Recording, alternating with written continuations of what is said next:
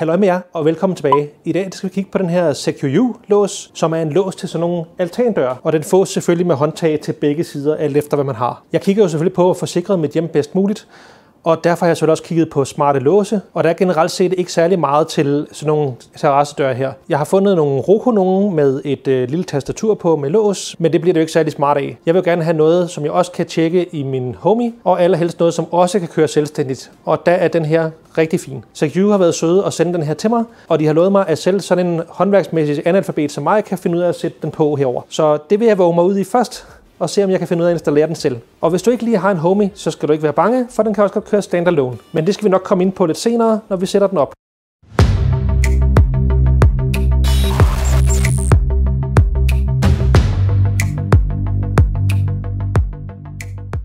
Jeg kan jo lige sige med det samme, at man får en installationsvejledning, når man køber dem, og ellers kan man finde de forskellige typer af installationer inde på deres hjemmeside. De har så yderligere kastet mig ud i lidt af en opgave her, fordi at jeg har kun håndtag på indersiden, og de har faktisk sendt mig et ekstra almindeligt håndtag til ydersiden, og sagt til mig, at det ikke er særlig svært selv lige at påmontere et ekstra håndtag. Så det er jo selvfølgelig også lidt spændt på, når nu jeg skal til at bore igennem min dør, og se om jeg kan få sat et håndtag på den anden side, uden at det hele op.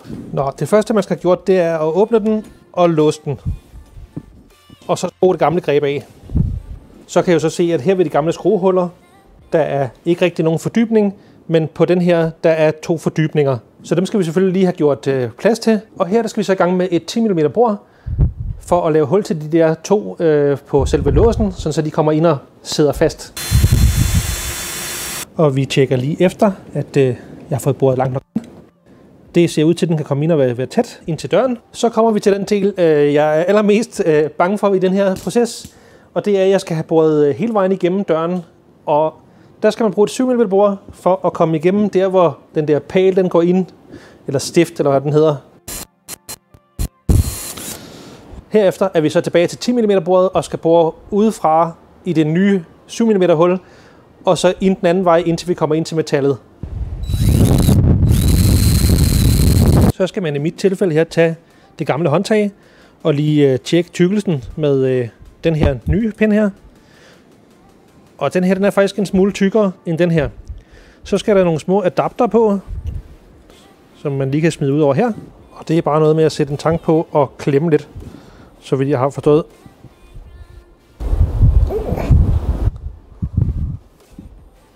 Jeg synes, at lige meget hvor meget jeg klemmer, så kan jeg ikke få den til ligesom at sidde bedre fast end det.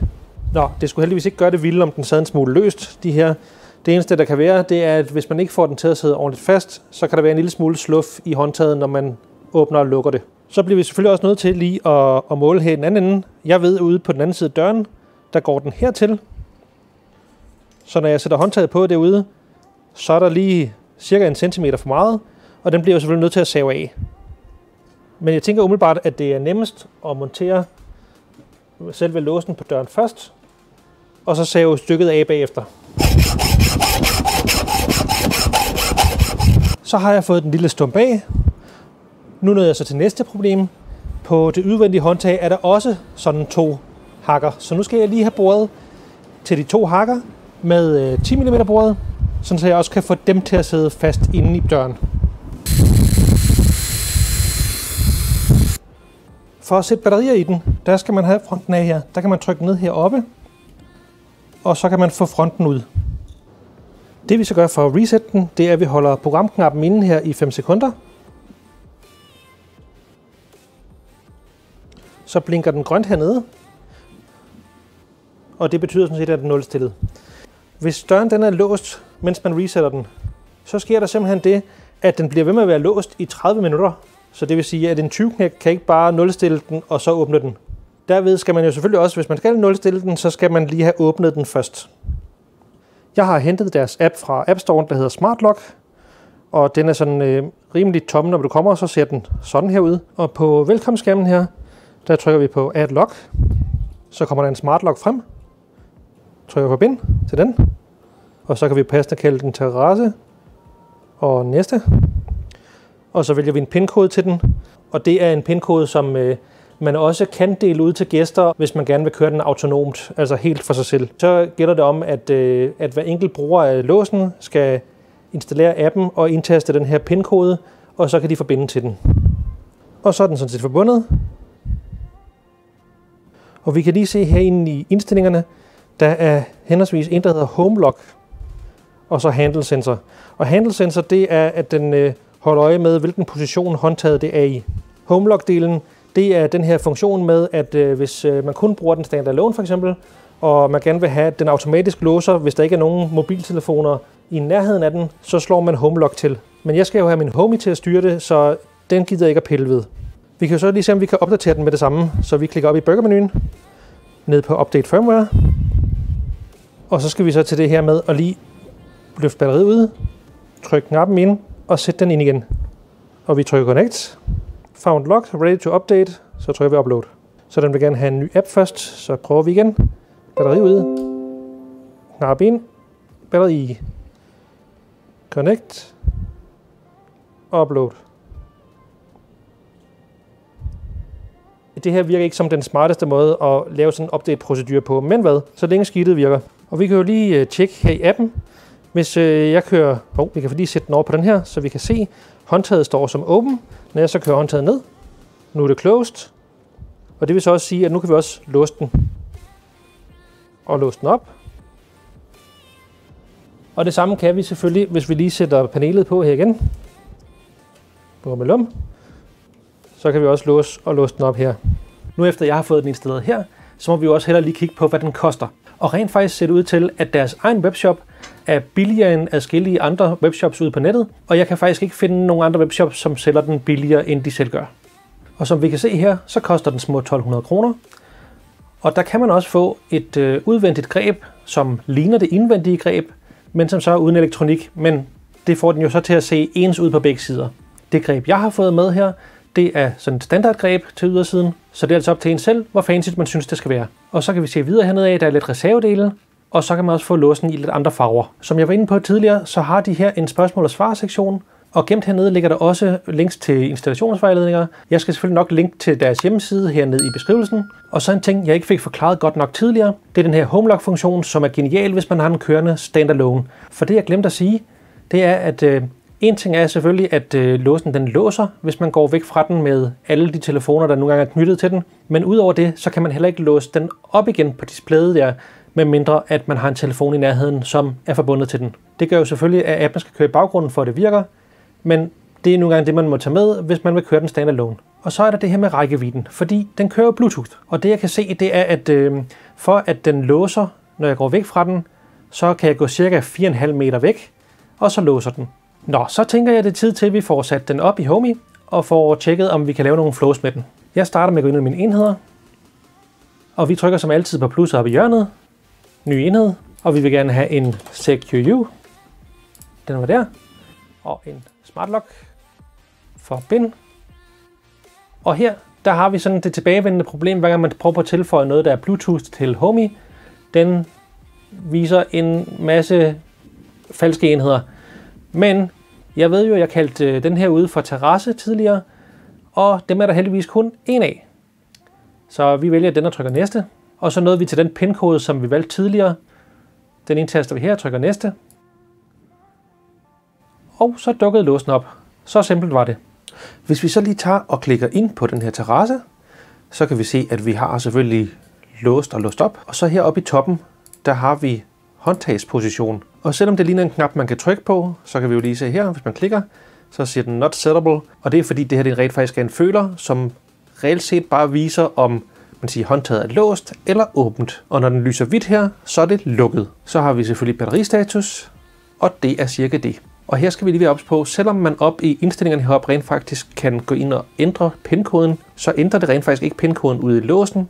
Det sørger bare for, at selve appen her forsøger på at logge ind med en anden PIN-kode ude i låsen. Så det skal man reelt set lige holde nallerne fra, fordi ellers låser du reelt set bare din lås. Fordi hvis Homey forsøger på at logge ind med en forkert PIN-kode, så bliver låsen låst, og interfacet på selve låsen bliver deaktiveret, så du ikke manuelt kan låse den op der. Den eneste måde at ændre PIN-koden på i selve låsen, er at nulstille låsen. Lad os så lige kigge på, hvad jeg rent faktisk har tænkt mig at bruge det her til. Hvis vi går over under mine flows, så har jeg jo i forvejen nogle alarmflows, og jeg bruger jo Heimdall som alarm, som jeg også har lavet en video om, og den linker jeg lige til heroppe. Og i den forbindelse, der har jeg jo både et flow, der holder styr på, om den sidste har forladt hjemmet, og jeg har et flow, der holder styr på, når den første kommer hjem til hjemmet. Og her kan vi jo lige kigge på, hvis alle er væk, flowet her. Den sidste person forlader hjemmet og laver en masse forskellige ting. Og hernede, der vil jeg selvfølgelig også gerne have, at den her lås her, den bliver låst, og så skal knappen på selve låsen deaktiveres.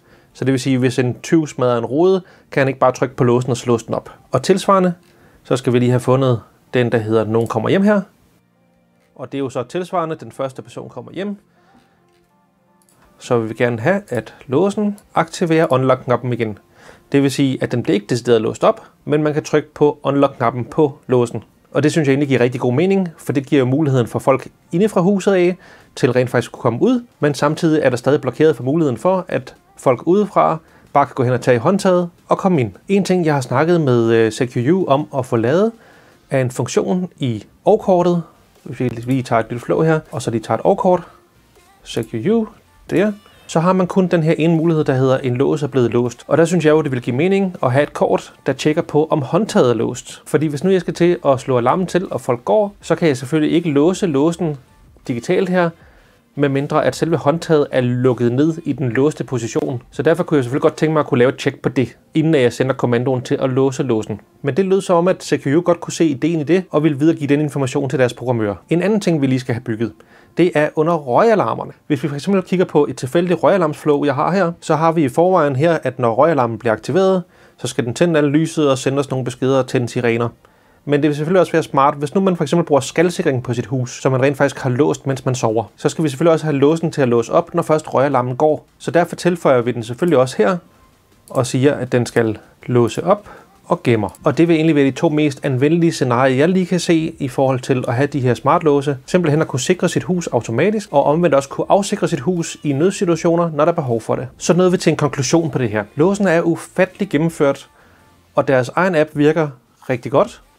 Der kan være nogle få tilfælde, hvor i hvert fald på iPhones, at appen ligesom går i sleep, hvis den har været åben meget længe i baggrunden. Og det vil så sige, at låsen ikke autodetekter, at man kommer tæt nok på den. Og så skal man lige have telefonen frem og åbne appen op, og så låser den op. Men det tænker jeg stadig er bedre, end hvis man på den gammeldags metode rent faktisk skulle have en lås med nøgle. Så skal man jo selvfølgelig ikke have nøglen samme sted som låsen, for ellers er det lige meget at have en nøgle. Og så vil du alligevel skulle ind og finde din nøgle, hvis du tilfældigvis ikke lige havde den med derud. Men de fleste af os har stort set altid mobiltelefonen i lommen, så det synes jeg egentlig stadig er et plus, på trods af, at der lige er den her lille irritationsmoment, hvis man render ud i den her corner case.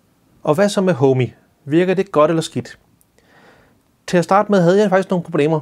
Den allerførste ting, der gik galt, var, at jeg også har HomeKit installeret, som kan smide enheder videre over i Apples HomeKit. Og der skete et eller andet spøjst mellem de to, hvor jeg præsterede at få låsen til at gå i selvsving, så den stod og låste op hele tiden. Og den eneste måde, jeg i hvert fald indtil videre har kunne undgå det på, det var ved at afinstallere HomeKit-appen helt. Det var ikke det store problem for mig, for jeg brugte den ikke rigtig mere, men man skal lige være ops på det, hvis man rent faktisk bruger HomeKit-appen til et eller andet. Det kan selvfølgelig også være et eller andet, jeg har overset.